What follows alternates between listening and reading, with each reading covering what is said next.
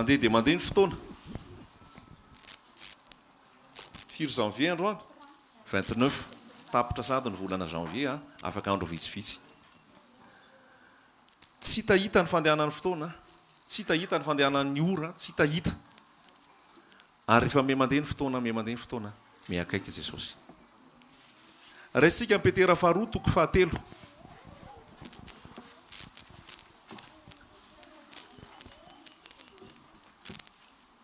Petera faharoa toko fahatelo.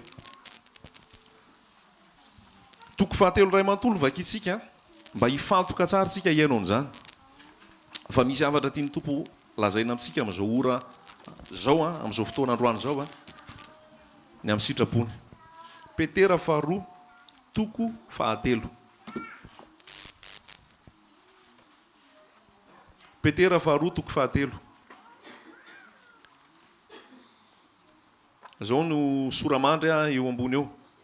Ny amin'ny avian'ny tompo sy fananarana noho izany. Ry malala, ity no epistily faharoa soratako aminareo ankehitriny. Ka izy roa dia samy entiko mampifono sainareo madio amin'ny fampahatsiarovana, mba hatsiarovanareo ny teny voalazan'ny mpaminany masina rahateo sy ny didin'ny tompo sady mpamonjy izay nentin'ny apôstôly nirahana ho aty aminareo. Fa fantatrareo voalohany indrindra fa amin'ny andro farany dia hisy mpaniratsira avy aniratsira mandeha araka ny filanika manao hoe aiza ny teny fikasana ny amin'ny fiaviany. Fa hatr'izay nodininy razana mandry dia maharitra tsy miova ny zavatra rehetra. Eny, hatramin'ny nanaovana izao tontolo zao azy. Fa minijamby reo ka tsy mahalala fa nisy hatramin'ny ela ny lanitra ary nisy tany koa izay niseho avy tamin'ny rano sady rano nanaovana azy tamin'ny tenin'Andriamanitra ary rano koa no nandravahana izao rehetra izao taloha tamin'ny nanasaforany azy. Fa izao lanitra sy tany ankehitriny izao dia azonina izany teny izany ho amin'ny afo ka tehirizina ho amin'ny andro fitsarana sy fandringanana ny ratsy fanahy. Nefa ary malala, izao zavatra iray loha izao no aoka tsy ho adinonareo. Ny indray andro amin'ny tompo dia toy ny arivo-taona, ary ny arivo-taona toy ny indray andro. Ny tompo tsy mahaela ny teny fikasany arak'izay ataon'ny sasany ho fahaelany, fa maharo-po aminareo izy ka tsy tia ny hisy ho very, fa mba ho tonga amin'ny fibebahana izy rehetra. Fa ho avy tahaka ny mpangalatra ny andron'ny tompo, ary amin'izany ny lanitra dia ho lasa amin'ny firimorimoana mafy, ary ho levon'ny afo ny tena ny zavatra rehetra, ka ho dorana avokoa ny tany sy ny asa izay eo aminy. Ko raha ho levona toy izany izao zavatra rehetra izao, dia olona tokony hanao ahoana moa ianareo amin'ny fitondran-tena masina sy ny toe-panahy araka an'Andriamanitra, sady manan-tena no mampahafaingana ny avian'ny andron'Andriamanitra izay ahamay sy ahalevona ny lanitra ary andoro sy ampiepo ny tena ny zavatra rehetra. Kanefa isika, araka ny teny fikasany, dia manan-tena lanitra vaovao sy tany vaovao izay hitoeran'ny fahamarinana. Koa amin'izany ry malala, satria manan-tena izany zavatra izany ianareo, dia mahazo tomba ho hita tsy manatsiny amam-pondro eo anatrehan'ny tompo amin'ny fihavanana. Ary ny faharom-pon'ny tompontsika dia ekeo ho famonjena, tahaka ny voasoratra Paoly rahalahy malalantsika taminareo koa araka ny fahendrena nomena azy, tahaka ny ataony ao amin'ny epistiliny rehetra koa, fa milaza izany zavatra izany ao aminy izy. Ary amin'ireo dia misy zavatra saropatarina izay aolan'ny olona kely fahalalana sady tsy miorina tsara, tahaka ny anaovan'ny teny sasany amin'ny soratra masina koa, ka mahatonga fahaverezana ho an'ny tenany. Koa satria fantatrareo raha teo izany ry malala, dia tandremo fandrao voataona ny fahadisoan'ny ratsy fanahy ianareo, ka ho lavo hiala amin'izay horenanareo, fa mitombo amin'ny fahasoavana sy ny fahalalana an' Jesosy Kristy tompontsika sy mpamonjy. Ho azy anie ny voninahitra ankehitriny sy mandrakizay. Amen. misy afatra be tabe ao anatin'izany teny zany. Petera 2:7 milaza ny amin'ny hoe iverenan Jesosy sy ny zavatra rehetrarehetra hitranga. Zavatra tiana resahana amintsika hatramin'izay nitoriana an'izao teny zao teto sy tamin'ny tele dia fantatsika fa ny zavatra voizina dia hoe miomana iaona amin'Andriamanitra ao. Manitra ampiveran'i Jesosy tsy miova izay afatra izay. Tsy fantatro hoe 3 taona ve 4 taona ve zay hoe miomana iaona amin'Andriamanitra ao. Fa ozy ny tenin'Andriamanitra hoe misy mpaniratsira ho avy aniratsira. Oes zany fiverenan'i Jesosy zany nofinofo zany. Zany fiverenan'i Jesosy zany resaka fotsiny zany. Fa jerevo zavatra misy tsisy an'izany fiverenan'i Jesosy zany e. Zao zavatra iainantsika zao mandeha araka ny tokony ho izy daholo mandeha foana ny fiainana fa tamin'izay mbola kely no fantenenina hoe ho avy Jesosy. Zay le mpaniratsira. Fa zao lazain'ny tenin'Andriamanitra minijamby reny ozy izy. Minijamby reny ozy izy ka tsy mahafantatra fa taloha dia nisy ny safodrano. Safodrano tamin'ny andro Noa izay nampiomanana ny olona satria ratsy fo ny olona. Ratsy fanahy ny olona. Ratsy toetra ny olona, nanota ny olona. Dia hoe Andriamanitra hoe tsisy hevitra ity. Tsisy hevitra ity fa ny hevitra amin'ity dia hosaforana, hovonoana daholy ny biby ny olombelona rehetra. Fa tao anatin'izay biby sy olombelona rehetra izay dia i Noa. Valo mianaka no hitan'Andriamanitra hoe nisy ny fahasoavana izay nahita fity tamin'Andriamanitra ka nomeny fotoana ny omanana nahafahany nanamboatra ny samby fiara nandritry ny 200 taona teo eo. Io samby fiara namboariny Noa io 200 taona teo eo nanamboarana an'io. Fa tsy hoe androany izy nanamboatra dia vita vetivety dia tonga ny safodrano. 200 taona nanamboarana azy. Zany hoe misy fotoana eritreretintsika hoe ela. Fa amin'Andriamanitra voalazan'Andriamanitra hoe ndray andro izy tony iny 10 taona ary ny 10 taona tahaka ny indray andro. Eritrereto an-tsainy zany hoe Noa manamboatra ny samby fiara zany eo afovoantany tsisy ranomasina manamboatra n'le samby fiara. Le samby fiara 200 taona nanamboarana azy. Alaina ny hazo, tsofaina ny hazo, kapahina, asiana lakôly, arafetana sy ny maro isan-karazany. Dia zay reny olona hoe misy fahavoazana kely angambo ty Noa ty. Fa andro maina be io, mbola tsisy orana tamin'izany, tsy mbola nisy nalala ny orana tamin'izany. Tao nanomboka famoronana, tsy mbola nisy orana, tsy nalala zany orana zany ny olona. Dia manamboatra n'le samby fiara Noa, dia hoe adala angambo Noa. Ny andro mafana, ny tany tsisy zavatra ahina, fa zay no afatra nomen'Andriamanitra Noa hoe amboaro io samby fiara io fa afaka fotoana fohy dia ho alefako daholo ny hiakatra daholo ny rano eny an-dranomasina, hiakatra daholo ny rano any amin'ny farihy, hiakatra daholo ny rano any amin'ny renirano, ary ho avokoa ny orana avy any an-danitra hanafotra nyity tany ity. Dia ny olona ozy izy voalaza fa ny olona dia nanao mariazy. Dia ny olona dia nampanambady ny zanany. Ny olona dia variana ny asa, variana ny sakafo. Ny olona dia nanao trano sy fanorenana maro isan-karazany. Fa tsy nieritreritra mihitsy hoe sao dia mba marina ity zavatra lazain'ny Noa ity. 200 taona olona valo ihany ny voavonjy. Tao anatin'izay 200 taona zay. Tao anatin'izay 200 taona zay olona valo ny voavonjy. Maro no antsoina ho ny tenin'Andriamanitra fa vitsy no vonjena. Vitsy no vonjena. Andriamanitra tsy mahela ny teny fikasana ozy voalaza ao anatin'io Petera io. Fa maro-po aminareo izy. Mba tsisy ho very nareo fa mba ho tonga amin'ny fibebahana. Maro-po izy mba ho tonga amin'ny fibebahana ny tsirairay avy. Ho antsika tsirairay avy eto koa zany tenin'Andriamanitra zany. Fa tonga ny safodrano tamin'ny fotoana tsy nampozina. Narindrina ny varavarana. Narindrina ny varavarana tonga ny safodrano. Io miomana eo amin'Andriamanitra ao io lazaiko aminao fa maro ny tenin'Andriamanitra io. Tsy miova mihitsy ny afatra mandrapatonga an'i Jesosy. Miomana ianao fa ho avy Jesosy. Miomana ianao fa hiveriny Jesosy. Miomana ianao fa izao tany izao tsy hilamina intsony. Raha ianao mieritreritra n'ity tany ity mbola hilamina, ianao mbola hieritreritra fiadanana sy filaminana eto tany eto, diso hevitra ianao. Diso hevitra ianao fa dia lazaiko aminao zany. Zao ny zavatra misy. Iainantsika eto Madagasikara fotsiny jerevo ny iainantsika eto Madagasikara. Ny zavaboary efa mitaraina. Tsy misy ny orana. Volana janvier zany taloha.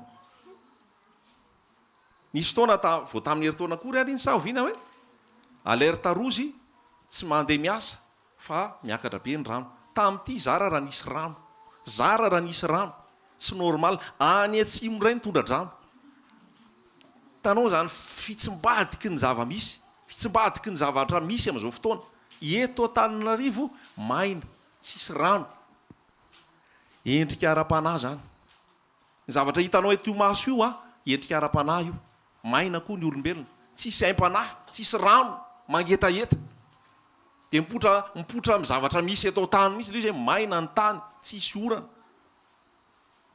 ho avy Jesosy raha rasainabavy zao vanim-potoana iainantsika zao aza variny ianao aza variny ianao sao de ianao mbola mieritreritra fa andamina be eto tany eto raha mieritreritra andamina be eto tany eto ianao taraiky eto ianao fa zao ny zavatra misy ny scientifique mpanao mpahay ara-siansa zany de manana famataranandro nyreo de ny famataranandro nyreo scientifique ireo tamin'ny heritaona de hoe 23h57 zany hoe am'roa 12 alina latsaka 3 minitra efa naroso kely ary zany zay efa taloha izy latsaka 4 minitra dikan'izay hoe rehefa ny oratra trarina zany de am'roa 12 alina rehefa tonga ny am'roa 12 alina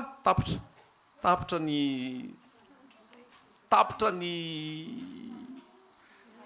zany hoe korotany eto tany zay tiana lazainy tsy mbola faharanandro akory sao de mieritreritra anao hoe faharanandro tsy mbola faharanandro zany mbola orindriny fa misy zavatra iova eto misy zavatra iova zany eto de tamin'ity janvier ty ny scientifique efa naroso indray le famataranandro hoe tsy 23h57 itsony fa 23h57 ihany fa naroso 30 secondes zany hoe tsy latsaka 3 minitra tsony ny am'roa 12 alina fa latsaka 2 minitra sasany 2 minitra sasany sisa de am'roa 12 alina tadio ny fanoharana atao amin'ny Matthieu 5:20 rehefa ozy izy hoe naharitra ela mpapakatra de natory daholo ny virgine folo de voalaza ozy izy fa nono mamatonalina de nanino nisy feo ny kikika mamatonala zany am'roa 12 alina zany hoe le fotoana natongavan'le mpapakatra ao amin'ny Matthieu 5:20 de tamin'ny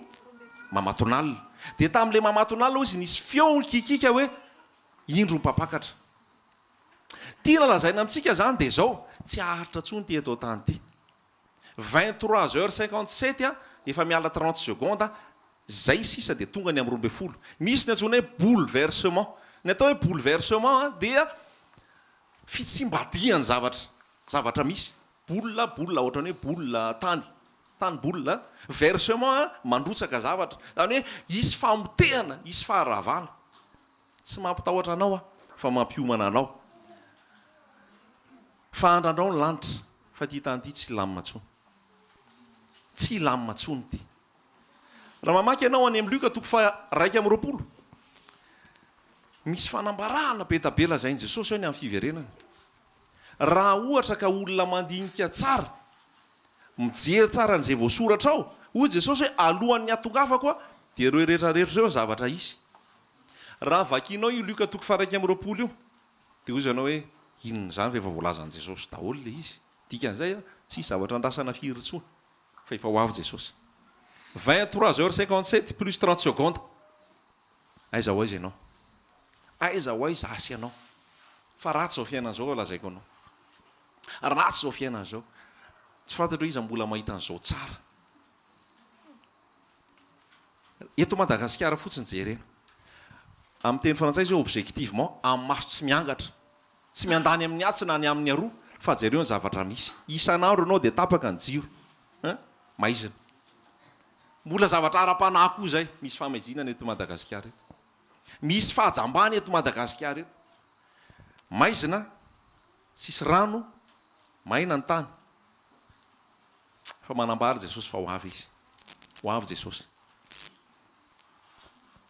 filazantsara torina aminao filazantsara mampiomana ny ao amin'ny fiverenan'i Jesosy fa tsy mandrevorevo anao hoe ho miliardera ianao azo trano azo villa azo tomobile ianao mamitaka zay raha mitory anao an'izany mamitaka zay raha mitory anao an'izany fa zavatra torina aminao de zao iaino amin'ny fahatsorana iaino amin'ny fiononana iaino amin'ny zay misy eo ny fiainanao fa za mikatsaka zay zavatra eto tany za teny anao am'izany mihitsy so varina anao hoe tena ohatra refa ataony zay lazainareo za mikasaka zavatra eto tany zany so fa aloha aloha zay etsiketsika indray aloha hiasa zay sisa ohatrany tsy tonga ihany jesosy so de diso hevitra ianao fa ho avy jesosy io ho avy jesosy io kolosiana toko fahatelo de milaza mihitsy hoe saino ny zavatra any ambony fa tsy ny tia tany raha niara-maty tamin' jesosy ianao raha niara-maty tamin' jesosy ianao saino ny zavatra any ambony fa tsy ny tia tany vakio io petera vakitsika hatrany voalohany ka hatrany farany io de milaza fa ty tany ty ho potehana ty tany ty ho ravana ho levonina amin'ny rano ho levonina amin'ny afo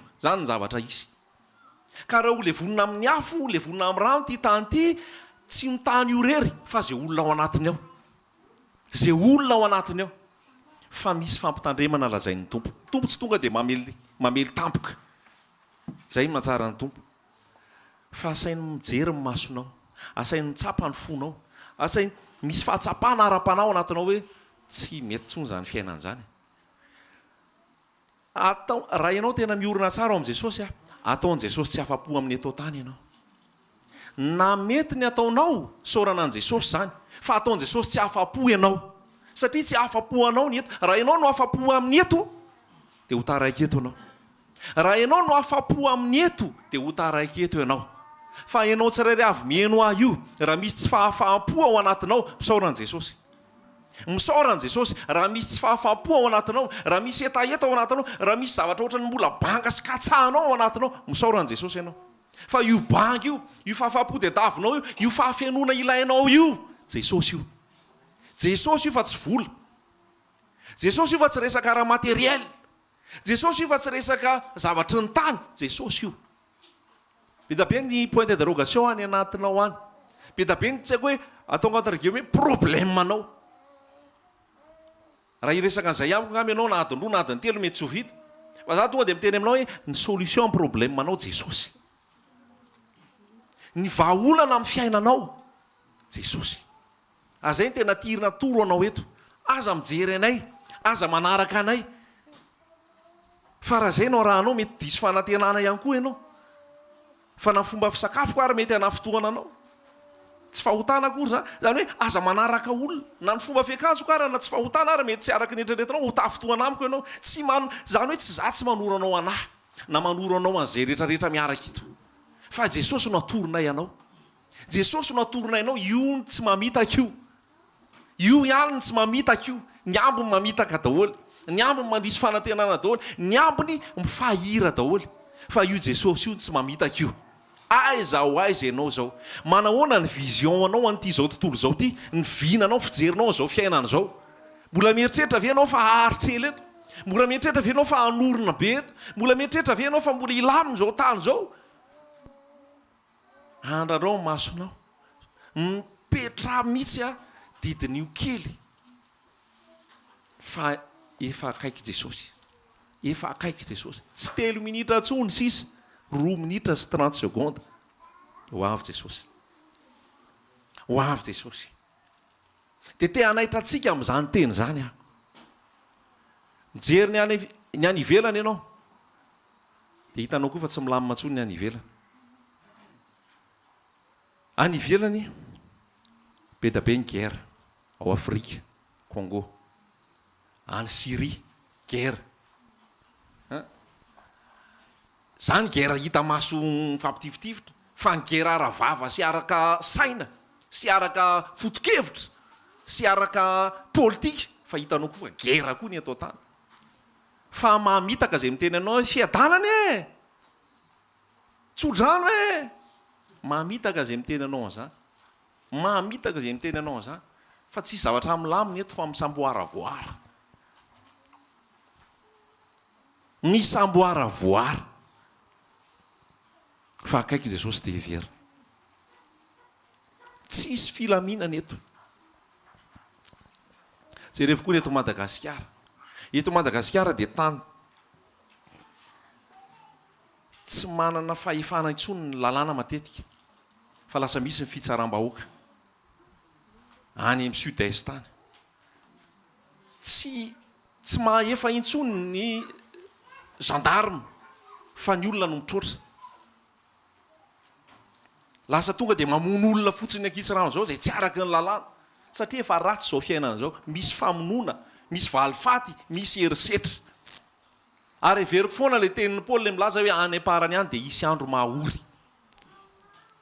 Fa ny olona ho tia tena, ho tia vola, ho mpandoka-tena, ho mpanontolo fo, tsy manora isy reny, mpiavonavona, mpamitaka, manana ny toe-panaraka an'Andriamanitra fa mandany heriny, tsy manady izay masina, tsy manora isy reny, mpanontolo fo, zany ny zavatra misy iainantsika amin'izao fotoana. Aiza ho aiza ianao, vonona ve ianao ny amin'ny fiverenan'i Jesosy? Vonona ve ianao ny amin'ny fiverenan'i Jesosy? Ao amin'ny apokalipsy ao dia misy apokalipsy moa zany dia atao hoe fanambarana. Aza matahotra mamaky apokalipsy. Fa ny apokalipsy dia voalaza mihitsy hoe fanambarana na hoe révélation. Zany hoe matoa io omenanao apokalipsy ambara zay izay nafenina. Faly izy indray amin'ny resaka sary, resaka isa, resaka saritsary teny. Fa rehefa manana ny fanahy ianao dia ho azavain'ny tompo aminao zany rehetra zany. Fa zavatra voaraiko tena hoe men'ny tompo anahy zany ary nanindrindry anahy mihitsy tamin'ny herinandro iny io Petera faharoa io. Ity ozy izy ny epistily faharoa soratako aminareo. Amin'ny voalohany sy amin'ny faharoa ny zavatra mamaky anahy dia ny anaitra anareo, ny ampitandrina anareo, ny ampiomana anareo. Ny ampiomana anareo, ny ampitandrina anareo fa isy mpaniratsira avy aniratsira hoe iverenan'i Jesosy zany resaka zany. Zany Jesosy iveriny zany resaka zany.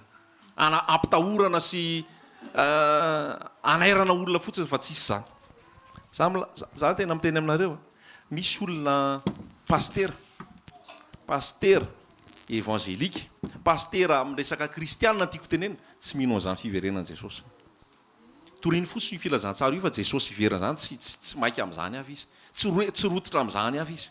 Misy olona ataoko hoe mivoaka amin'ny resaka faculté de théologie, 7 ans de théologie. Fa zany fiverenan'i Jesosy zany tsy fantany zany, tsy toriny zany, tsy ambarany zany. Fa zay nefa rehefa tena mijery ianao mamaky atao ity ten'Andriamanitra ity, fiverenan'i Jesosy. Te ampiomana antsika tsirairay avy mifanamasina. Te ampiomana antsika tsirairay avy Jesosy amin'izany fiverenan'i Jesosy zany. Aiza ho aiza ianao, vonona ve ianao. Vakio ao amin'ny apokalipsy toko fahaenina.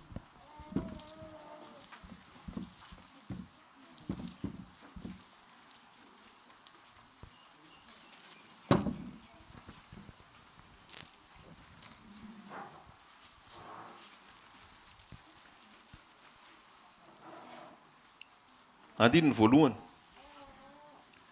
Apokalipsy toko fahaenina andininy voalohany. Ary nahita aho rehefa novan'ny zanak'ondry ny anankiray amin'ny tomboka sy fito. Ary reko ny anankiray tamin'ny zavatra mananaina efatra tahaka ny fikotrokotroky ny fikotrokorana nanao hoe avy. Ary hitako fa indro nisy soavaly fotsy. Ary izay nitaingina azy dia nanana tsipika ary nomena satroboninahitra izy. Dia nivoaka izy ka naharesy sady mbola haharesy.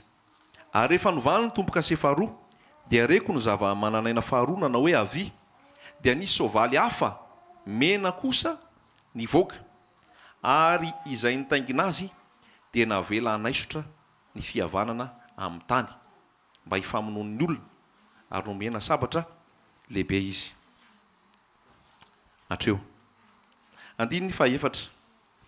Dia nisy soavaly hafa mena kosa nivoaka. Ary izay nitaingina azy dia navela hanaisotra ny fihavanana amin'ny tany mba hifamonoan'ny olona ary nomena sabatra lehibe izy. Zay manatsofina hoe ty miaino, aoka izy iaino zay lazain'ny fanahy fiangonana. Zay miaino, zay manatrika eto. Fa ianao fa mahita an'izany famonoana zany. Ianao efa manita an'izany hoe tsy fandriam-pahalemana zany. Voalaza eto hoe soavaly mena dia nitaingina azy nomena azy ny fahefana hanaisotra fihavanana. Le fihavanana amin'ny teny gasy hoe fihavanana amin'ny fisoratra eo, fa amin'ny teny frantsay izy hoe la paix. La paix dia hoe fiadanana. Fiadanana. Zany hoe nomena fahefana lay taingina an'le soavaly mena hanaisotra ny fiadanana ety ambonin'ny tany ary ampifamon'ny olona ary amono azy amin'ny sabatra lehibe. Tsy zavatra miafiny zany. Fa raha mijery io anao dia zavatra iainantsika amin'izao fotoana io.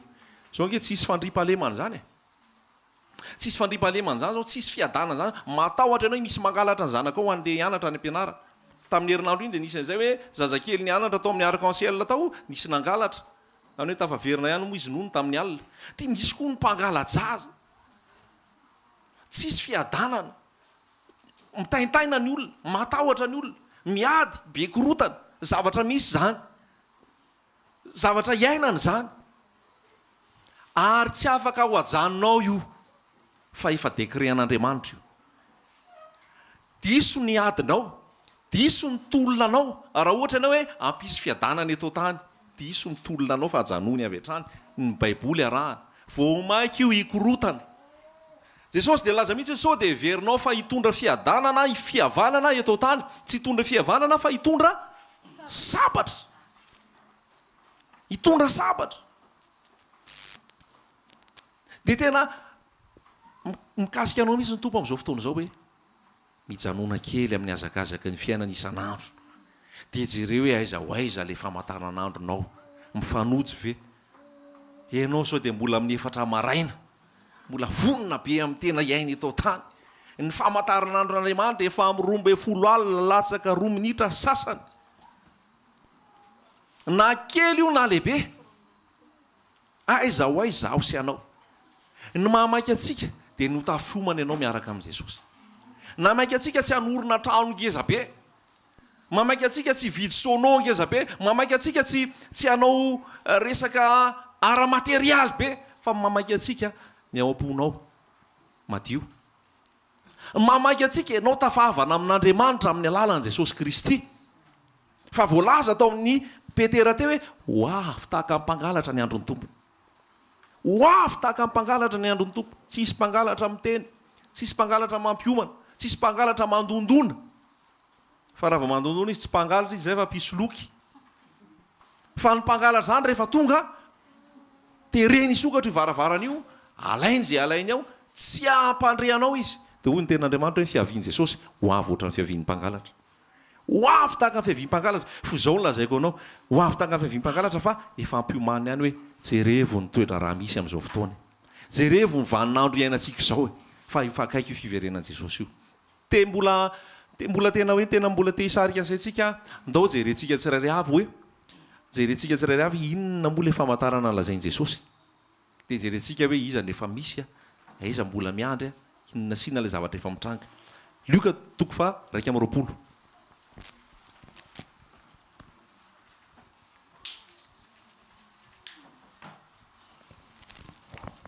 andininy fahadimy Luka 2:20 andininy fahadimy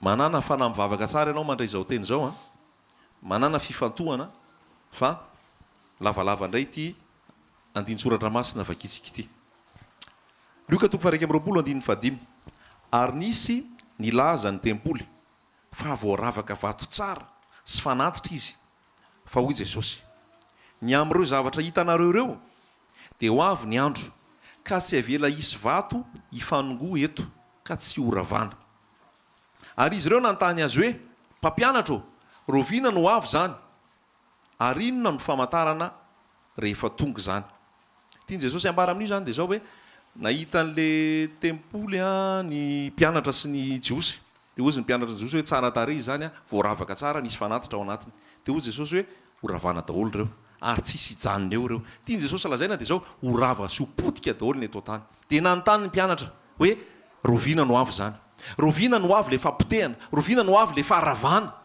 mba teneno aminay de tsy nanafiny Jesosy hoy Jesosy andiny favalo ary izy mitandrema fa andao voafitaka ianareo fa maro no avy amin'ny anarako sady anao hoe izaho no izy ary ko efa akaiky ny andro ko aza manaraka azy inona famantarana voalohany lazainy Jesosy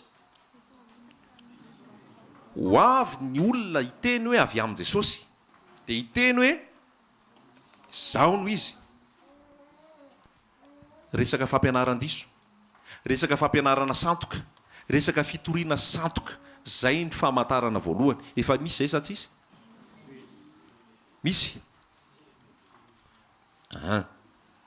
be davie milaza fa Jesosy, be davie milaza fa avy amin' Jesosy, fa tsy mitory ny azo fijaliana, tsy mitory ny fibebahana, tsy mitory ny tahotra an'Andriamanitra, tsy mitory ny fahamasinana, tsy mitory ny fiverenan'i Jesosy, tsy mitory mahandriamanitra an' Jesosy Kristy, Andriamanitra velona ary Andriamanitra tokana. Fa Jesosy dia Andriamanitra velona, Jesosy dia Andriamanitra tokana, Jesosy ilay Andriamanitra. Famantarana ray zay. Dia hoy izy hoe ndiny fasivy, arandre ady sy tabataby ianareo, aza matahotra fa tsy maintsy ho tonga aloha izany nefa tsy miaraka amin'izany farany. Andre ady sy tabataba, amin'ny teny frantsay hoe guerre. Andre nareo izy izy, efa misy sa tsy mbola misy? Efa misy. Dia hoy Jesosy hoe aza matahotra fa tsy maintsy ho tonga aloha izany nefa tsy miaraka amin'izay farany. Efa hatramin'ny ela nisy ny guerre, guerre mondiale, guerre ny Iran sy Irak, guerre du Golfe, guerre maro isan-karazany, guerre ny Israela sy Palestina misaotra. Dia zany zavatra rehetra zany ambanan Jesosy. Andiny ny 12, andiny ny 10, ary hoy izy taminy, isy firenena hitsangana amely firenena, ary isy fanjakana hitsangana amely fanjakana. Famantarana hafa koa zay. Isy firenena hitsangana amely firenena, isy fanjakana hitsangana amely fanjakana. Fa hitanao koa zany ady zany, hitanao koa zany ady an-trano, hitanao zany fanjonganam-panjakana, hitanao zany adiny samy firenena samy tady tompontsoany amina toerana iray. Ary isy horohorontany lehibe, ary mosary sy arety mandringana any amin'ny tany samihafa, ary isy zava-matahotra sy famantarana lehibe avy any an-danitra. Zay koa famantarana lazain'ny tompo. Isy ozy izy horohorontany lehibe. Tamin'ny heritaona nisy horohorontany lehibe tany Italia. Ny hororo mafy ny tany ary be da be ny tranorodana, be da be ny olona maty. Tany Australie ihany koa, izay tany amin'ny 7 échelle de Richter, tany amin'ny 7 tany. Zany 7 zany efa ratsy be, zany hoe 7 zany le degré an'le izy. Ny antsika teto Madagasikara tsy haiko 2000 ngamba sisa, tsy ampy 2000 point sisa dia ratsy be le zavatra nisy teto iny. Efa akaiky ny fahampitehana sy faharavana le teto iny, fa mbola noho ny famindrampon'ny tompo mbola nahotakotan-kely fotsiny aloha. Ampiomana anao zay. Tamin'ny herinandro sa tamin'ny oviana ihany koa le nisy hôtely teo ambony tendrombohitra tany Italia. Fa tonga dia ny hororo kely ny tany nitsana daholo na nezy avy any ambony zany, potika le hôtely. Rava amin'ny indray-pimaso. Zany zavatra ataon'ny tompo daholo, misy daholo zany. Saotsika variana. Mosary tsy ambarantsony zany any Afrika, eto Madagasikara, ny any atsimo. Fanambarana lavazain'i Jesosy daholo zany. Miezaka mafy ny programme alimentaire mondial andresena ny valala. Amina miliara mihitsy aminona valala. Io nefa noho ny fahotana mampisy ny valala, tsy afaka mihitsy ny valala. Fa raha mibebaka ny olona afaka ny valala. Fa noho ny fahotana dia tonga ny valala. Dia hevitr'olombelona sy vola ny lanina anaovana azy, tsy maty mihitsy le valala. Tompo manao an'io vao mainka ampiny le izy. Arety mandringana, sida. Arety mandringana, peste. Taiza moa le nisy peste voaingana? Rakizy. Teto Madagasikara. Any Bomasoa. Peste ozy ny tompo. Zavatra misy ihany koa zany. Be da be le fambara tompoko. Manambara rehefa akaiky Jesosy. Mba tsy havarinanao intsony. Manaraka. Arety mandringana, horohorontany, mosary, zavatra matahotra lehibe avy any an-danitra, famantarana maro hitanao. Dia toizako, 12, ary raha tsy mbola tonga zany rehetra zany, dia hisambotra anareo izy ka hanenjika azy, hanendrika ary hanolotra anareo ho any amin'ny sinagoga sy ao an-tranomaizina, ka hoenjehana eo anatrehan'ny mpanjaka sy ny mpanapaka ianareo noho ny anarako. Fanenjehana ny kristianina io, izay efa nisy reo apôstôly rehetra reo maty martyr daholo. Fa minanina anambaran'i Jesosy zay tsy azo sakanana. Ary ho avy koa fotoana izay hanenjehana ny kristianina. Raha sanatria ianao taraiky eto amin'ny fiverenan'i Jesosy ka mbola mijoro amin'ny maha-kristianina anao dia ho maty martyr ianao. Raha sanatria ianao taraiky eto amin'ny fiverenan'i Jesosy ka hijoro amin'ny maha-kristianina ianao eto dia ho maty martyr ianao. Fa tsy ho avelan'ilay bibidia, tsy ho avelan'ilay nouvel ordre mondial ianao fa tsy maintsy iankohaka eo aminy tsy maintsy iankohaka eo aminy ary tsy maintsy anaiky an'le marika 900 fa rehefa tsy manaiky an'iny ianao hovonoana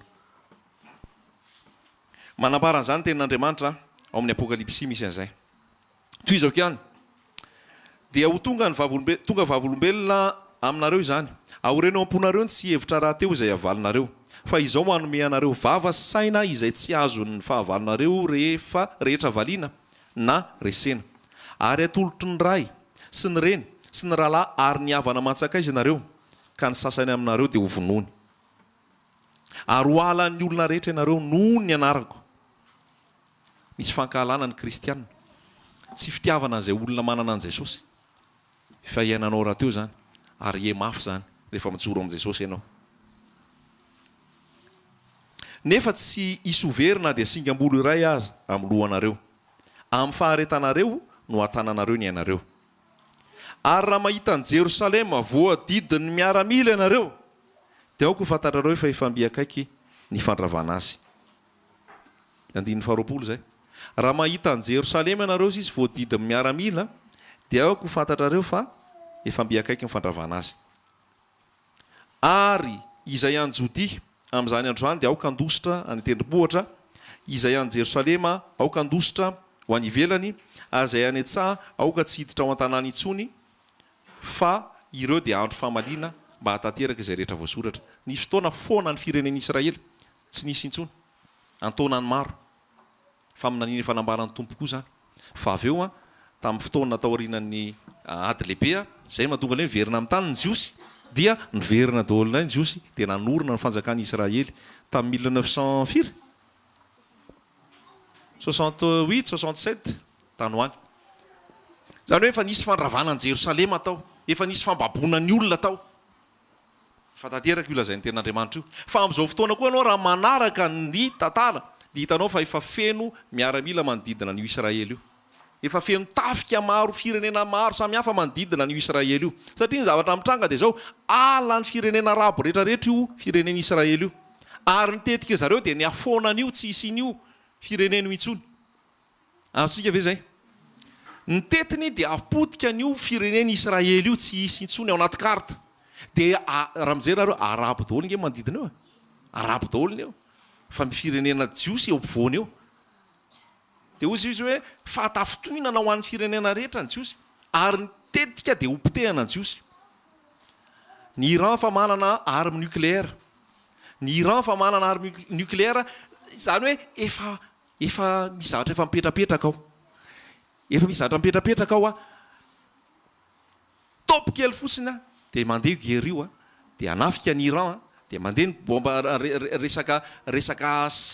resaka arma matsiravina maro isan-karazany tiana ambotehana ny Israely zany zavatra hitranga iampy ny guerre Iran Arabie Saoudita sy maro samihafa dia verina rehefa hipetrapotsiny ny Sovietika sy ny États-Unis tsy hanampy an'le ady dikan'izay zavatra kely fotsiny tsy mbola ampy an'le ady tena ady fa zao ady efa milosy amin'ny soratra sy ny internet aloha efa betsaka fa tena hoe ady hidina amin'izay zavatra efa kely fotsiny sisany tsy hahatonga avan'io fa tehiteny amintsika hoe zao fiainana zao mandalo ary tsy aharitra io ataovy izay hatafahomananao amin'ny fiverenan'i Jesosy aza mietreritra hoe tena mbola hely zany fa alao iliba kely aloha raha iandro amin'ny tompo izy izy tokony tahaka ny arivo taona tahaka ny ray andro tizantsika ihany le lioka toko fa 1 teo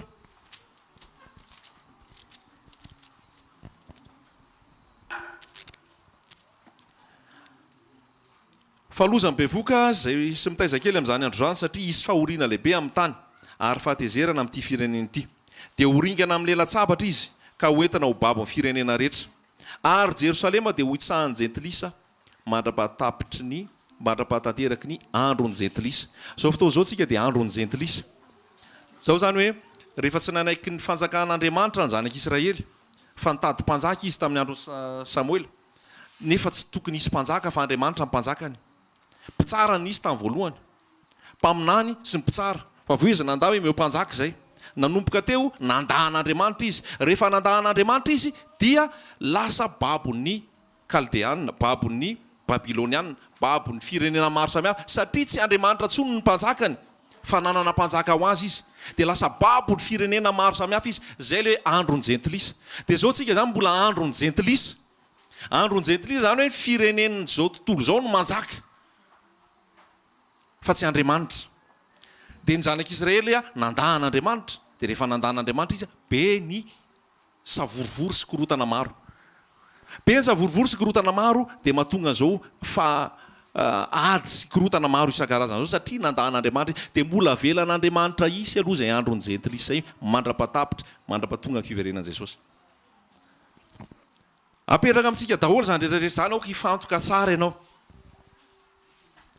mety mbola isy fotoana hidirana amin'ny antsipiriany maromaro kokoa ao anatin'ny zavatra andresahako teo fa tiako tonga dia hita fotsiny tsika tableau be anankiray hoe aiza ho aiza moa zany zao zaty zao ny amin'ny ampiomana anao ny tena zava-dehibe fa tsy ny fahalalanao be loatra ny daty sy hoe iza miandany aniza sy iza miandany an'izao fa ny zavatra misy fotsiny dia zao guerre zao zavatra misy fotsiny dia zao tsy hito tsara zao fiainana zao zavatra misy fotsiny dia zao hieratsy zao fiainana zao aiza ho aiza ianao zay fotsiny loha raisina fa ny famantarana rehetra efa tanteraka kely sisa no mbola misy zavatra mbola andrasana tsy hatanteraka ny zavatra rehetra toy izantsika ihany le Matthieu Luka 1:20 teo oringana amin'ny lela-tsabatra izy ka hoentanao babo firenena rehetra ary Jerusalema ho hitsahan'ny jentilisa mandra-tanteraky ny andro jentilisa ary isy famantarana eo amin'ny masoandro sy ny volana ary ny kitana ary aty ambony tany dia isy fahorian'ny firenena amin'ny fahaverezan-kevitra noho ny firondronan-dranomasina sy ny fanonjany averiko ary isy famantarana eo amin'ny masoandro sy ny volana ary ny kitana ary aty ambony tany dia isy fahorian'ny firenena amin'ny fahaverezan-kevitra noho ny firondronan-dranomasina isy fahoriana noho ny fahaverezan-kevitra verihevitra vaka ny sainao kivy ianao trotraka ianao noho ny firondronany ranomasina noho ny firondronany firenena noho ny firondronany korotana sy filaminana eto tany dia misy fahaverezan-kevitra misy zany zao sa tsisy famantarana eny amin'ny lanitra zavatra hitany amin'ny kitana efa maro zavatra hitantsika tamin'iny taona lasa iny misy ny éclipse misy ny éclipse lunaire éclipse solaire menamena be sy ny sisa maro samy famantarana daholo reny aiza ho aiza ianao domy kely eo akaikinao aloha raha matory fa tsy tokony hampatory zany tokony hampiomana anao ny amin'ny fiverenan'i Jesosy amen Luka 1:20 toy izantsika ihany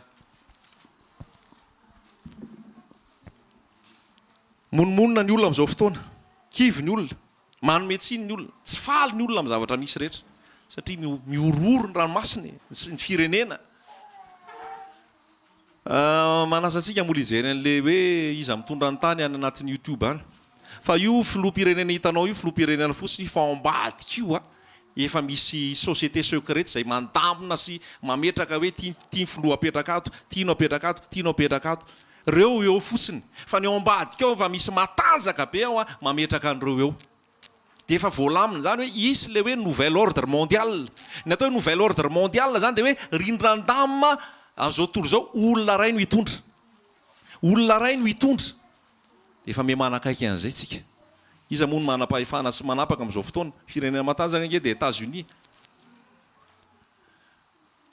ny Madagasikara tsy maintsy manaiky zay tadiavin'ny mpamatsy vola sy ny sisa eo le fiandrianam-pirenena fa io efa misy ambadika ao ny franc-maçon ny Illuminati mitantana an'izao tany zao mba tsy ho variana ianao fa ataoko entre guillemets hoe efa marionnette fotsiny reo apetraka eo reo fa ny mitondra ny tany ny mpanambola sy ny satanista no mitondra an'io ambadika ao zany ianao zany tsy ahita hoe mpitondra fivavahana kristianina hoe manana an Jesosy tena manana Jesosy za matoy mipetraka ao fa nisy pacte ao efa nisy pacte ao efa nisy fanekena ao amin'ilay lay satanista hitondra an'izao tontolo zao fa tsy ho voatondra anao amin'ny maha-kristianina manofy ianao raha izany fa tsy zay le zavatra diadaviny tompontsinina sa le fiverenan'i Jesosy politika zany mahaloto zany na politika amin'izao fotoana so dia misy mieritreritra anao politika sy resaka politika maloto zany fa aza miditra ao ianao maloto zany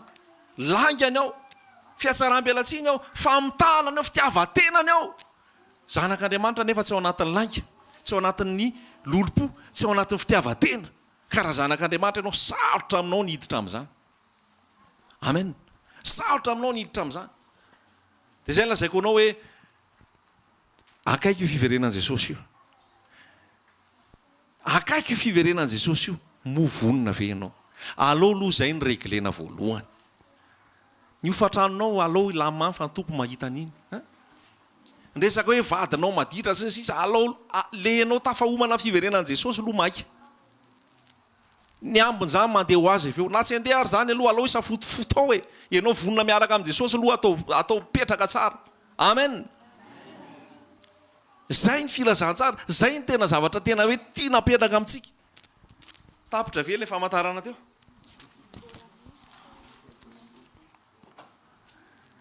ary amin'izany andro zany ahita ny zanak'olona avy any amin'ny rahona amin'ny kery sy voninahitra lehibe izy ary raha vao mandoha zany zavatra zany miandrandra ka sandrato ny lohanareo fa manakaiky ny fanavotana anareo raha vao miandoha le rehetrarehetra nlazain'i Jesosy teo miandrandra ozy izy akaiky ny fanavotana anareo ho an'izay manana an' Jesosy dia fotoana fanafahana io délivrance votre délivrance ozy izy efa akaiky fa ho an'izay tsy manana an' Jesosy mbola miampy ny fahoriana mbola miampy ny fahoriana falazaiko anao tsika tsirairay avy eto zao dia zay sokajin'olona roa ihany tsika eto na manana an' Jesosy na tsy manana an' Jesosy zay iny eto Jesosy ihany nefa mahita an'io eto amintsika mpitoerana eto tafahomana ve ianao ny amin'ny fiverenan'i Jesosy fa ho an'izay manana an' Jesosy dia ozy mihitsy izy hoe ofo tonga soa ianao Jesosy ndao tsika andeha fa tena fa tsy mamely tsony ty fa ho an'izay tsy manana an' Jesosy mbola hidradradratra sy mbola ho resy hijaly eto izy hijaly eto izy zavatra toriana aminao amin'izao fotoana tsy resaka katôlisisma na protestantisma na resaka evangelika nitorianay aminao Jesosy tafavana amin'i Jesosy ve ianao manana an' Jesosy ao am-ponao ve ianao vita fihavanana amin'Andriamanitra ve ianao zay tsy anontany ianao hoe mpandray ve ianao maloha didy ve ianao mavita rakitra ve ianao vita katekomenina ve ianao vita batisa ve ianao fa ny antanina aminao vita fihavanana amin'Andriamanitra ve ianao manana an' Jesosy ve ianao ary indray manana an' Jesosy ve ianao fa en règle ve ianao manana an' Jesosy io fa be da be koa manana an' Jesosy zay efa miembotra be da be manana an' Jesosy zay efa miodina amin'ny ora sy fotoana tongavan'i Jesosy io lazaiko anao surprise be etrareo tao an-tsaina kely raha zao tsika Jesosy ny tonga raha zao tsika zao Jesosy zao tsika eto zao Jesosy ny tonga firy ny akatra raha ho avy Jesosy fa regleo zay tokony reglena Petera faharoa toko fahatelo io dia milaza mihitsy hoe raha ho levon'ny afo tahaka an'izany ny zavatra misy olona tokony hanao ahoana sika olona tokony hanao ahoana sika amin'ny fahamasinana sy amin'ny tahotra an'Andriamanitra zay tsy manam-pahasinana tsy hita an'Andriamanitra izy aza variana amin'izao fiainana izao Romanina toko fahatelo ambin'ny folo dia milaza hoe zao fotoana iainantsika zao fotoana tokony foazana vakio kely Romanina toko fahatelo ambin'ny folo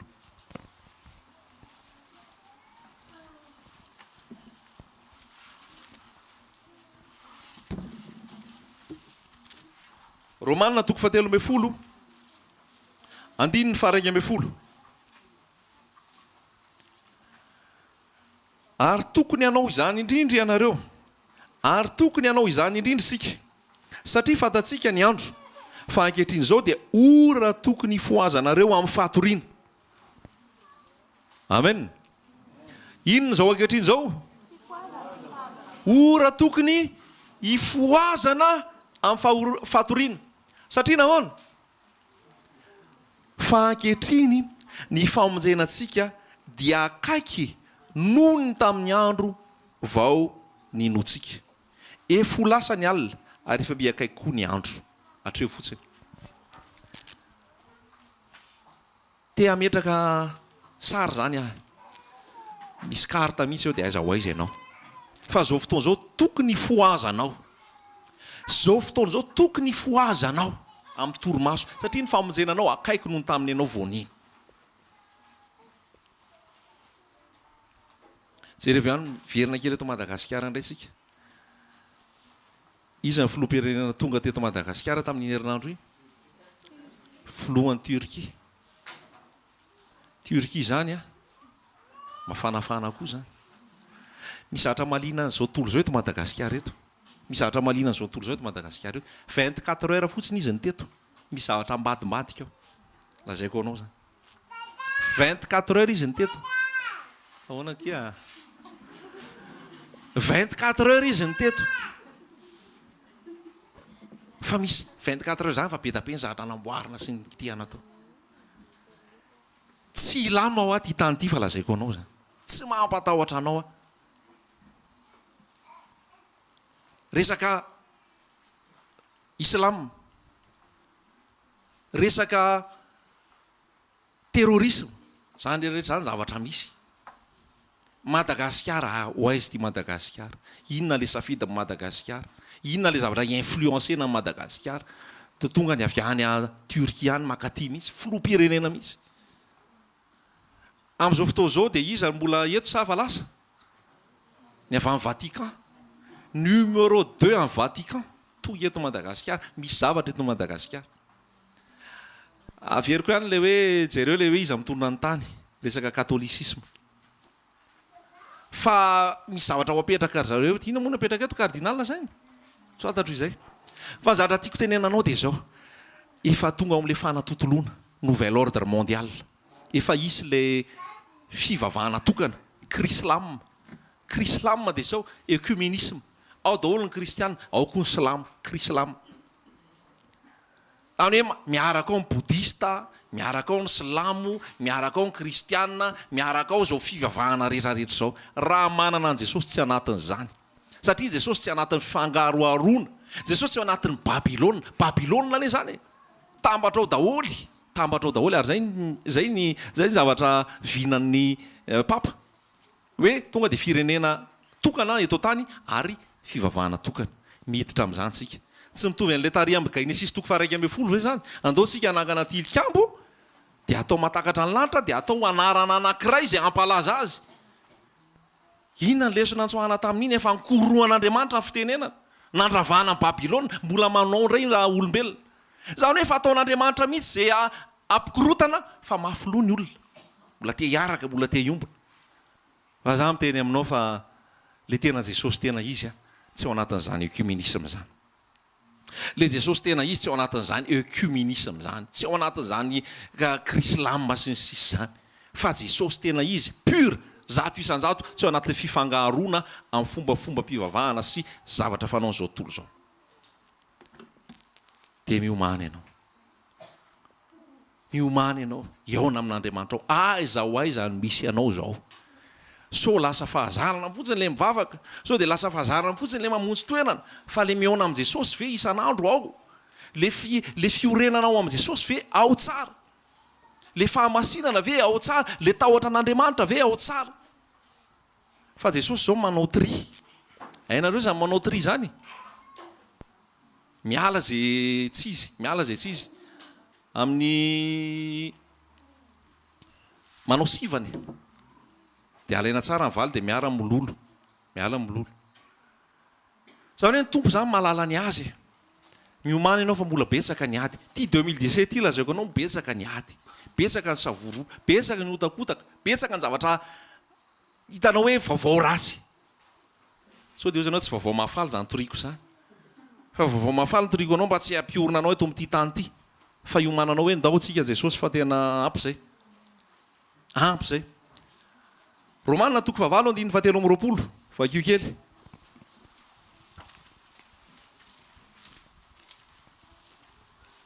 Romanina toko 7:17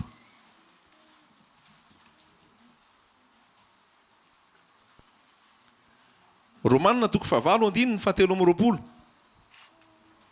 ary tsy izany ihany fa isika koa na dia manana ny voaloham-bokatra ny fanahy aza eny isika aza dia misento atao anatsika miandry ny fananganana anaka dia ny fanavotana ny tenantsika.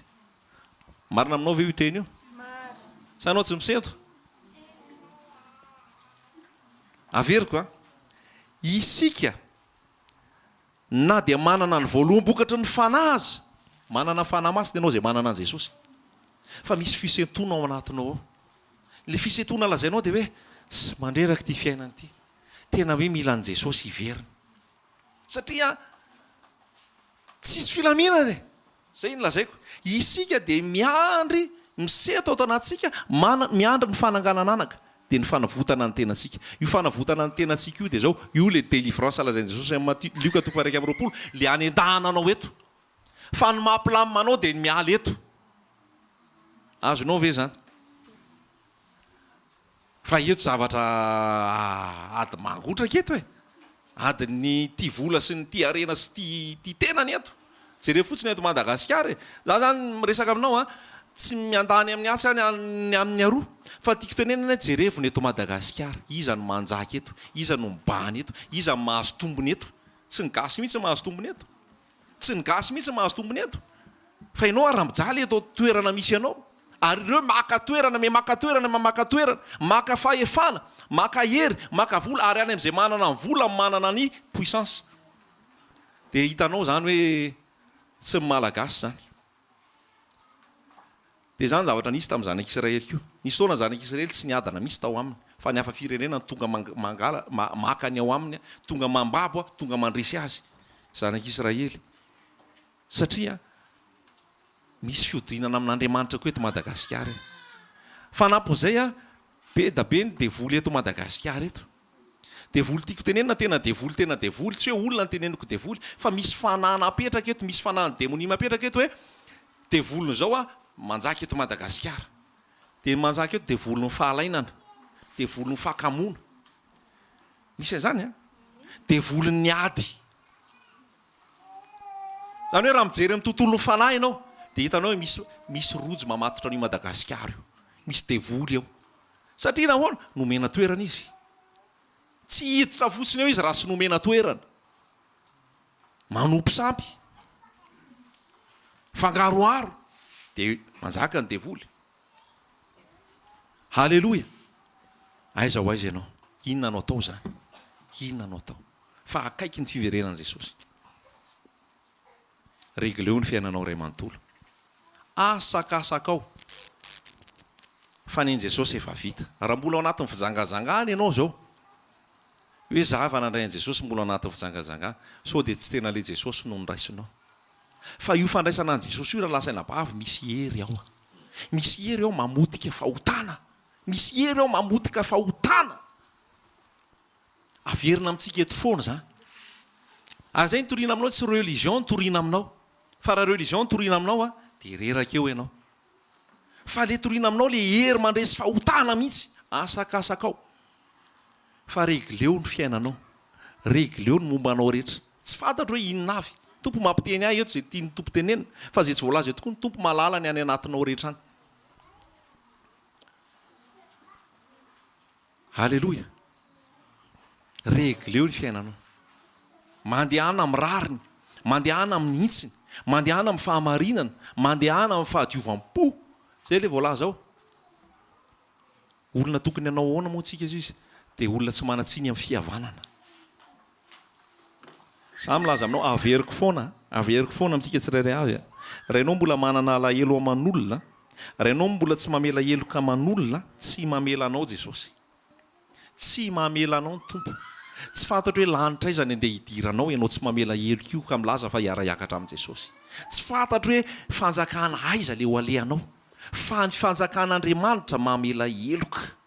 Ny fanjakan'Andriamanitra mamela fahadisoana. Nisy nandefa SMS androany Kolosiana 3:7-7 mifandefera sy mifamela heloka hozy izy ianareo raha misy manana alahelo amin'ny sasany. Isan'andro moa zany dia misy mandefa SMS foana verset tsy fantatro na ato le olona mandefa an'izay na tsy ato fa efa isaorako izy aloha noho ny fitiavany mizara tenin'Andriamanitra. Fa io famelan-keloka io efa tamin'ny herinantsika andresaka an'izay mbola verina amintsika ihany. zao matsy ny zavatra misy ohatra nefa manakaikaiky an' jesosy no manorana daholo le kristiana ohatra nefa miakaiky jesosy vao mamoatsampona marina regleo araka ny sitrapon'andriamanitra ny fiainanao teo jesosy ohatrany hoe mbola lavitra ohatrany milamina sy mety daholo noho ndray jesosy akaiky ohatrany tsy hitanao fa ohatrany valalila daholo tsy miorina tsara tsy mitoetra tsara tsy mamela eloka tsy manana fitiava fa hoaizy ianao fa miditra fazaka ny lantrany olona madio fo zany olona mamela eloko zany olona mamela eloko zany olona tsara fo zany halleloia apetraka amintsika tsirairay avy zany teny zany miorena tsara ao am' jesosy zay tsy mbola manana an' jesosy eto androany lery zao ionanao am' jesosy lery zao anloranao ny fonao an' jesosy lery zao tena hoe elanao amin'ny fahotana sy elanao am'izao tontolo zao anekenao an' jesosy fa raha tsy vita fihavanana amin'andriamanitra ianao amin'ny alalan'i jesosy dia fahavalon'andriamanitra ianao ary ny voalaza hoe aringan'andriamanitra zay mijangajanga ka mahafoy azy salamo fa 7:70 halleloia samy mandiny tena fotoana ny fandiniteny zao fotoana ny fieverana zao fa raha za sy ny ankonako dia anompo an' Jehovah zay apetrako am' jesosy ny vady aman-janako apetrako am' jesosy ny vadiko apetrako am' jesosy ny zanako apetrako am' jesosy zay miaraka aminay ao an-trano fiomanana hiaraka am' jesosy zao fa tsy kilalao tsy distraction tsy divertissement omany ny vady aman-janaka ao omany ny tokantranonao ny hiara-hiakatra am' jesosy halleloia ianareo no fahazavan'izao tontolo zao ianareo no fanasin'ny tany alefa sany an-tsaina hoe mahandro loka ianao rehefa mahandro loka ianao dia manisy sira alatsaka ao le sira mety hoe mahasitsira be dia alao kelikely amin'ny sotro kely fotsiny andramanao mbola matsatso ihany ataonao ray sotro be mbola matsatso ihany le sira ray sase iny alatsaka ao mbola matsatso ihany fa sira ve sa tsy sira nataonao ao ny zavatra tia napetraka amintsika dia izao ianao ve mba masira amin'ny toerana misy ianao fa ianareo ny fahazavan'izao tontolo zao izy ny olona manana an' jesosy zany miova ny karaktera toetra zay aloha voalohany indrindra miova ny karaktera tamin'ny renoantsika dia niresaka an'le hoe fitiavana tsy resaka maiky anao délivrance na maiky itoriteny na maiky anao miracle tsy zany mamaiky toetra aloha ovaina fitiavana aloha jerena hoe misy ve fa zay ny zavatra dia daviny tompo raha ny fanasina ny tonga matsatso inona no asira azy raha antanina ny vadinao antanina ny zanakao antanina ny mpiara-miasa aminao inona ny fanovana hitanao tamin'izy io hoe nandray an' jesosy zay hita eo zay avalina fa raha miteny izy tao ohatra mbola ny teo ihany ny teo sao dia tsy niona tamin'i jesosy ianao sao dia religion fomba mpivavahana toerana ny naleanao fa tsisy fanovana fa ny olona miaraka amin' jesosy zany miova ny toetra tonga dia any amin'ny toetra karaktera fa namasina io manovanao amin'ny toeponao amin'ny toetsainao amin'ny fomba fanaonao mila hita misy fiovana zany rehefa ao amin' jesosy fa tsy nitoriteny no atao fa ny toetra miova amen ny amin'ny fomba fanao rehetra miova satria tsy ianao manao an'io ianao aragaga hoe naninona ny miova fa noho ny fanamasina ao anatinao noho ny herin'ny fanamasina ao anatinao dia misy fiovana ao anatinao tia napetraka amintsika tsirairay avy zay firy taona nandraisanao an' jesosy firy taona nakonverti anao firy taona ny hoe natonga anao ao am' jesosy vita batisanao fa misy fiovana avy fa raha filazantsara tsy misy fiovana tsy filazantsara zany raha filazantsara tsy misy hoe niova toetra niova fo niova fanao tsy filazantsara zany fa fomba toerana naleanao dia zavatra toerana ny vanginao fa androany jesosy tena metraka mihitsy hoe aiza ho aiza ianao ao am' jesosy aiza ho aiza ianao am' jesosy halleloia raha vao mbola misy fahotana mipetraka any fahotana fanahiniana tao tompo tsy mianiany aminao zany tompo tsy mandefitra aminao am'zany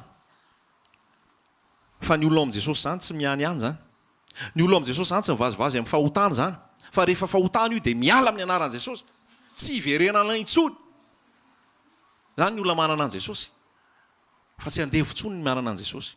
Eo amin'ilay vahaolana zany atoroko anao izao. Ianao rehefa manana an Jesosy, aoka ritsika ozy izy ny toetra taloha, aoka ritsika ny toetra tsy mety rehetrarehetra, aoka tsika hitafy ny fahazavana, hitafy an Jesosy. Romanina 13:10.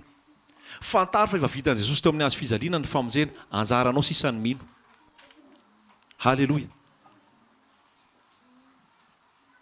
Halleloja. Fiverenan Jesosy. Maty teo amin'ny hazo fijaliana Jesosy, anala ny fahalemenao, analanao amin'ny fangejan'ny fahotana, nandatsaka ny rany izy, anamasinana anao, nameny fanamasina izy mba hiainanao amin'ny fahamasinana, hiainanao, efa nomeny zany rehetrarehetra zany fa raisinao amin'ny finoana sisa. Halleloja. Aiza ho aiza ny misy anao. Fa za milaza aminao ma, tsy ho afaka misy anao raha tsy eo amin'i Jesosy. Tsy ho afaka amin'izay mangeja anao ianao raha tsy eo amin'i Jesosy. Tsy ho afaka amin'izay mamatotra anao ianao raha tsy eo amin'i Jesosy. Atoro anao androany Jesosy. Atoro anao androany Jesosy. Jesosy ny vahaolana ho anao. Anakatolory ihany fonao izy. Anakatolory ihany fonao. Io fonao misamboara voary io, io fonao malahelo io, io fonao mitomany lava io, io fonao maratra io, io fonao mitebiteby io. Anakatolory ihany fonao. Avy aloha anjakan Jesosy ny fonao. Avy aloha anjakan Jesosy ny zato isan-jato ny fiainanao. Ary atao visan'andro ianao dia vonona miaraka amin'i Jesosy.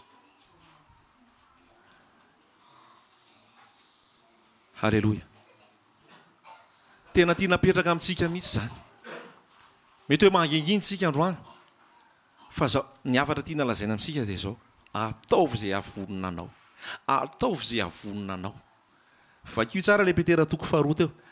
Satria fantatrareo zany ry malala ozy izy. Dia inona ny teneniny ao? Mazotoa. Mazotoa mba ho hita tsy manatsiny ianareo. Io zany ianao koa no misafidy hoe andeha araka ny sitrapon'Andriamanitra, fa ny fanamasina avy eo maome hery anao hiainanao amin'ny sitrapon'Andriamanitra. Fa misy masina miteny hoe fanamasina io fanamasina daholo manao an'io. Ianao tsy robot. Ianao tsy robot, ianao tsy forcena fotsiny hoe iny fa fanamasina manao dia ianao tsy nanao mihitsy. Misy volonté ao anatinao. Io volonté anao io ianao no misafidy an'io hoe za anao ny sitrapon'Andriamanitra. Rehefa misafidy an'izay ianao Andriamanitra fanamasina maome hery anao anaovana ny sitrapon'Andriamanitra avy eo. Fa tsy hilikitsika ilay izy hoe mbola tsy manao fanamasina e. Mbola tsy tiany fanamasina atao ilay izy e. Mbola tsy sao dia mamita teny ianao. Fa misy fampianarana sahala amin'izany hoe ny tompony manao an'io e. Ny fanamasina manao an'io rehefa mbola tsy vita zany aloha dia tsy ny tompo. Tsisy an'izany. Rehefa tonga Jesosy, ianao manana ny safidinao, ianao manapa-kevitra hoe za hanompo an Jesosy, za hiaraka amin'i Jesosy, manome hery anao Jesosy avy eo ahafahanao manao sitrapony. Amen. Petera 2 averintsika amin'izay le teo 2:3.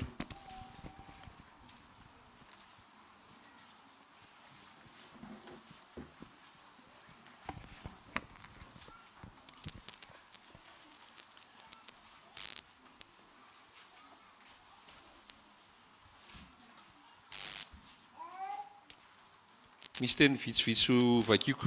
1:40. Koa raha ho levona toy izany zao zavatra rehetra zao. Olona tokony hanao ahoana moa ianareo? Amin'ny fitondratena masina sy ny toe-panahy araka an'Andriamanitra.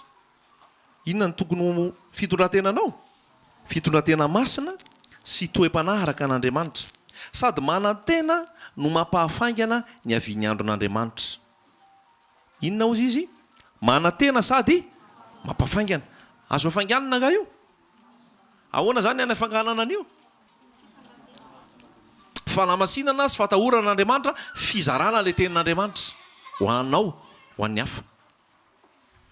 Amen. Sady manantena no mampahafaingana. Ianao izay nandray an Jesosy, torio Jesosy. Ianao izay nomeny tompo fanomezam-pahasoavana, hizara tenin'Andriamanitra, mizara. Ianao izay nomeny tompo fanomezam-pahasoavana, hampianatra, mampianara. Mifatoa ao Jesosy. Ianao ranabavy, miteny aminao mihitsy eto. Ranabavy izay meny tompo fanomezam-pahasoavana, afaka mampianatra, mampianara ianao. Raha misy olona tokony hampianarana tenin'Andriamanitra. Nalain'ny Apôlôsy iza moa vadiny isa moa le nampianariny isa moa le nampianarany Apôlôsy Aquila sy Priscilla nalay ny Apôlôsy nampianary misy ny olona masy zao mandany andro fotsiny hoe vehivavy ve dia ampianatra ianao lehilahy tsy manao ininona vehivavy mampianatra ny asianao problème rehefa tsy ianao lehilahy mampianarana anabavy raha tokony ampianatra raha misy tokony ho zanana teny any fivoriam-bavaka ny vehivavy any fianahany any amin'ny fotoana iarahanareo any omeny tompo fameza-pahasoavana ianao mizara teny mizara ianao raha anabavy rehefa omeny tompo teny lazaiko anao zany rehefa tsy ianao ny lehilahy ataovy rehefa tsy hetsika ny rahalahy ikritika sy ijery olona fotsiny ataovy torio ambarao Jesosy fa misy tsy mitory tsy manambara dia vehivavy mizara indray ny ananany problème alao ny olona izara rehefa tokony izara rehefa tokony ampianatra fa rehefa nomeny tompo fanomezam-pahasoavana izy nomeny tompo ny fanamasina izy hanambara iteny ijoro ampianatra ny tompo manamarina azy ahoanao iny zany fa Jesosy arahanao amen fa ny ministera moa lehilahy ihany no mitondra ny ministera fa ao anatin'ny ministera raha misy ranabavy afaka mampianatra mizara ten'Andriamanitra afaka mizara izy fa laha ny andro amin'izany lehilahy mampianatra vehivavy mampianatra sy ny fahamasinana sy ny tahotra an'Andriamanitra sy ny fiverenan'i Jesosy no ambara amin'olona fa lasa le fandaminana sy ravidrafitra sy ny zavatra ity ambadika indray no andanianao andro amen apetrako amintsika zany torio Jesosy ambarao Jesosy nomeny tompo fameza-pahasoavana anao metra tanana marary dia ho sitrany reny ametrao tanana zay marary dia ho sitrany reny fa tsisy teo na aiza ny karatra mampiandry anao to mametra tanana ianao aiza ny akanjo fosinao to mametra tanana ianao Jesosy angana me karatra mampametra tanana Jesosy angana nampanao akanjo fotsy manao akanjo fotsy ihany ianao vao mametra tanana ametrao tanana zay marary hitanao ny an-dalana na ny an-trano mila metra tanana ho sitrany izy amin'ny anaran'i Jesosy amen amoka dia amin'ny anarako izy raha meny tompo fahefana ianao fantatro fa manana fahefana ianao any amin'ny andehananao any misy olona hitoerana fanahy maloto na eny an-dalana na eny taxi be misy le mitsirara tampoka mitsipatsipaky reny aza miafina ianao torio ametrao tanana izy amin'ny anaran'i Jesosy ho afaka fa zao tsisy resaka izany tsony mivoaka avaiza ianao na karatra inona ny any aminao na aiza ny akanjo fosinao lany lera amin'izany tsika tsy zany ny mamaiky ny fanananao an' Jesosy ao anatiny zava-dehibe amen halleloja le fitafiany fanamasina le fanananao an' Jesosy ny zava-dehibe amen farany apetera faharoa ihany teo atoko fahatelo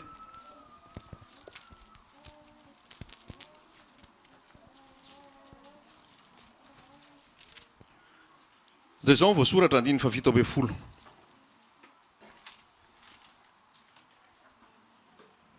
andiny fa efatra amby folo aloha koa amin'izany ry malala satria mananteny izany zavatra zany ianareo dia mahazo tomba ho hita tsy manatsiny amam-pondro eo anatrehan'ny tompo amin'ny fihavanana raha izay faharoa amin'le teo zany fihavanana raha azo atao izy ten'Andriamanitra dia ataovy izay havananao amin'ny olona rehetra raha azo atao raha tsy any aminao tsony ny olana soranan'i Jesosy zay efa vitany ianao le olona indray tsy te hamelanao le olona indray tsy te havana aminao efa vitany ianao anaziny azy fa raha ianao raha any aminao hoy ny ten'Andriamanitra hoe herinao raha mety anatitra fanatitra eo anatrehan'Andriamanitra ka tsaroanao fa ny rahalanao mbola manana alahelo aminao avy aloha aloha ny fanatitra andana aloha mihavana andana aloha mifona amin'le olona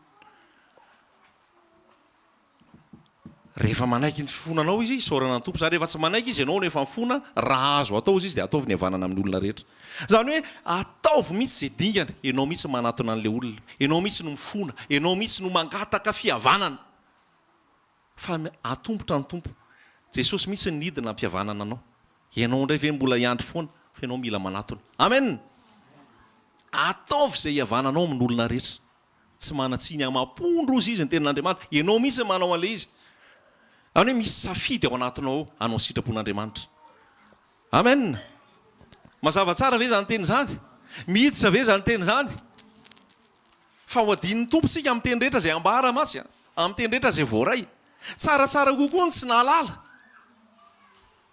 noho izay nahalala nefa tsy nankatoa mafimafy kokoa any zay mahalala nefa tsy manao sitrapon'Andriamanitra ny fitsaran'Andriamanitra mafimafy kokoa ka atsika zay mazoto miaino mandray io aiza ny fiatraikan'le izy fa mafimafy kokoa ny tsarananao ianao mahalala nefa tsy mankatoa noho zay hoe olona tsy nalala zay mahatonga ten'Andriamanitra amin'ny teny hoe moramora kokoa mahazo ny Sodoma sy Gomora noho ny mahazo an'izao firenena amin'izao fotoana izao Zany hoe ao amin'Andriamanitra koa misy ny fitsarana sy ny sazy dia misy degréany io.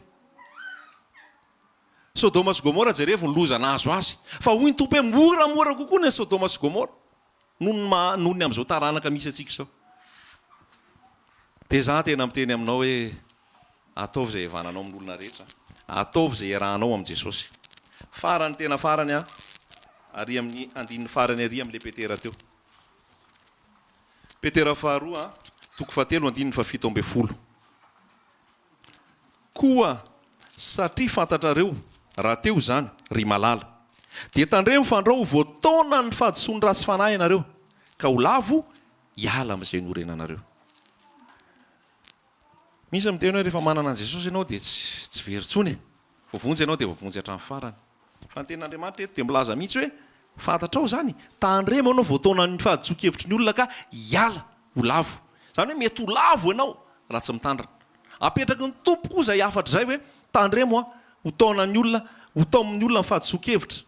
Amin'ny hoe tsy tonga Jesosy, tsy izany fiverenana Jesosy izany. Resaka fampiroboroboana eto tany izao misy. Jesosy nampanakarena anao tatria tonga mahantra izy.